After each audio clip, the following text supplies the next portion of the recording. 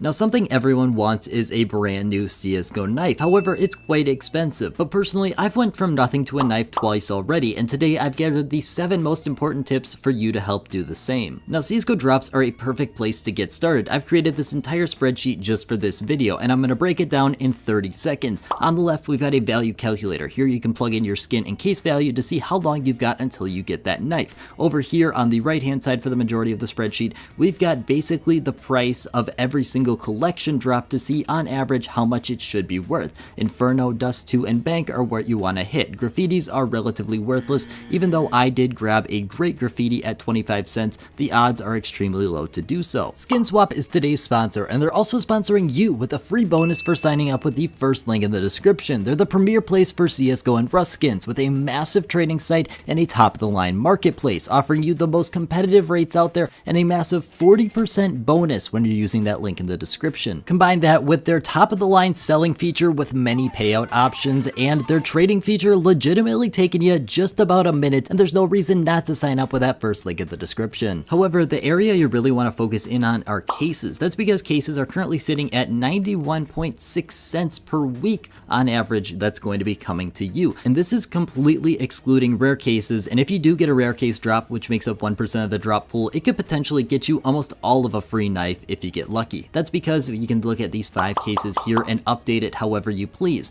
Therefore, you're going to be ending up with 98.3 cents on average every single week, provided that skins and graffitis are 50-50, and with the cheapest knife currently being $87, after 88 weeks, you're going to be getting that knife for absolutely free. Is it the most ideal? No, that's why we've got faster methods, but it's a great starting point. Now, once you've got a couple dollars in your Steam account, I highly suggest you start on one of the next 2. The first of which is going to be flipping skins. Flipping skins is a super easy and really laid back way to get yourself a couple extra bucks. What you're going to be doing is looking for items like this, where the buy order price is so different than what the current selling price is at. Therefore, for the Quicksilver example here, we could put in a buy order at 25 cents, and since it's got a decent amount of volume on this item, we're going to get it relatively quickly. We can go ahead and sell it for 29 or 30 cents and make a couple cent profit off of it. We're going to be doing this for tons of different items all across the market, because even though we're making 1 or 2 cents per time, we're probably going to end up with 25 or 50 of these skins coming into our inventory every single day, and it does start coming in relatively quickly. I've made a decent amount of money doing this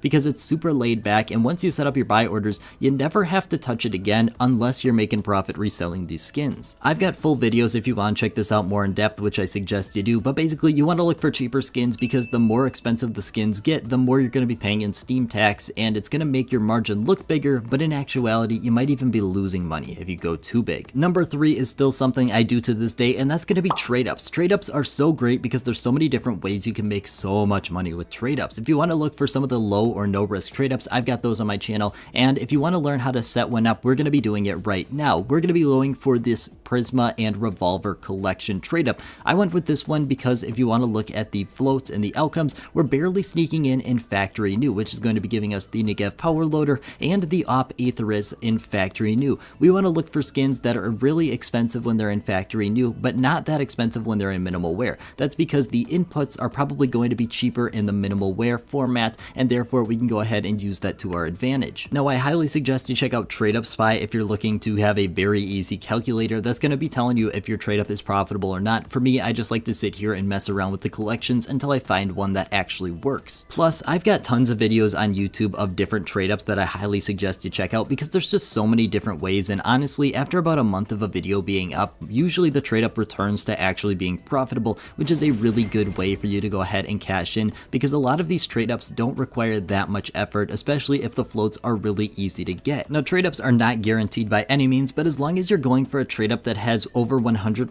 profitability over the long term, you should gain money, and this is a really easy way to go ahead and add a couple more extra dollars, combined with the fact that we're already flipping skins and getting our case drops. This is going to be the most effective way, just because you can grind this way out the most, because it's 100% dependent on you finding those fillers and sending up those buy orders to go ahead and get those items at the correct price points and doing the trade ups. Now, number 4, I'm deeming my secret way, and this is one of the ways I got a free knife, or actually about $250 free in the past, and that's because we're going to be grinding out operation stars. It's not too practical right now, so I'm going to keep it relatively short, but basically you're going to be following the method I did in this video where you're grinding out a pass. You're going to go ahead and buy another pass with the amount of money you gained by selling off cases which you redeem for your stars. It's not too practical right now, but it's a really strong strategy, and it's actually the best strategy when it's actually in season. Now, strategy number 5 is split into two different directions, the first of which is profiting off of any brand new update that comes out. I fully explained it in this video, but basically what you're going to be doing is anytime a brand new update comes out, you're going to be making money by participating in it. That could be participating in a brand new operation,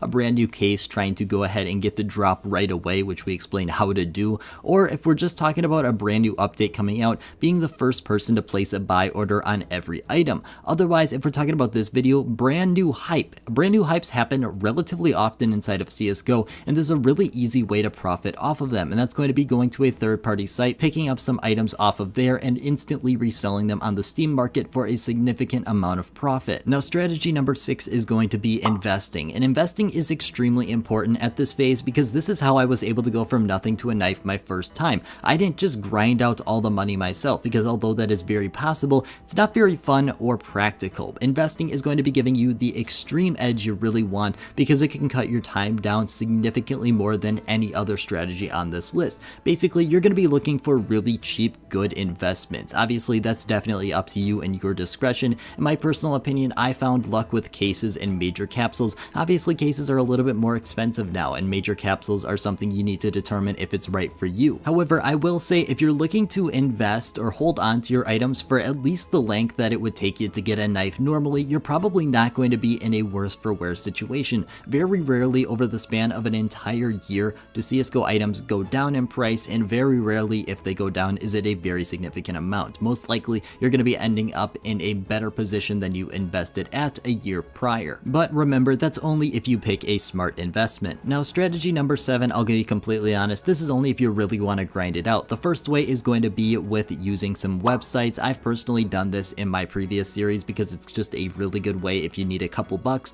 I'll link some down in the description that are very reputable, but it's not going to be the most fun way by any means. Otherwise, you can go ahead and enter into some giveaways. There's a lot on Twitter, and usually they're for some decently expensive items. We're talking 20-30 bucks, which could potentially get you almost 50% of the way to a knife depending on what item you end up getting. Otherwise, you can also try your hand at trading. Now, this is something I put in the grinding method because 1, you're not going to have a ton of capital to work with, and capital is extremely important inside of CSGO trading, and 2, everyone's looking for profit these days that it's actually really hard to trade for anything that's worth or even fair value for most people, so it's not going to be the most fun experience, and you'll probably end up getting frustrated and quit in my personal opinion, but it's there if you want to try it, although it's not something I would personally recommend if you've got under like $1,000. But that's all I got. I want to thank you guys so much for watching. Hope you have a great rest of your day.